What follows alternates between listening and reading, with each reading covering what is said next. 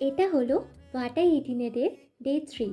So তোমরা তো সকলেই জানো যে আমি একটা এপিসোড মতো স্টার্ট করেছি।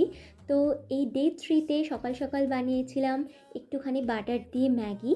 তারপরে দুপুরে ভীষণ সিম্পল খাবার ছিল, ডিম সেদ্ধ, আলু সেদ্ধ, ডাল সেদ্ধ, আর তার সাথে পেঁয়াজ আর লঙ্কাটাও কিন্তু পরে নিয়েছিলাম। আর বিকেলের দিকটাতে খেয়েছিলাম হচ্ছে পাকা পেঁপে, এটা আমার ভীষণ পছন্দের একটা ফল। এটা খাওয়ার পর না আমি দেখেছি সমস্ত খাবারই হজম হয়ে যায়। সন্ধেবেলাটায় বেরোনো হয়নি, তাই চিপস আর গুড় বাদাম নিয়ে বসেছিলাম আর কি। রাত্রেবেলায় বানিয়েছিলাম হচ্ছে দই চিকেন। এটা মায়েরই বানানোর কথা ছিল, তবে যেহেতু আমার কোথাও বেরোনো হয়নি, তাই ঠিক করলাম আমিই বানাই।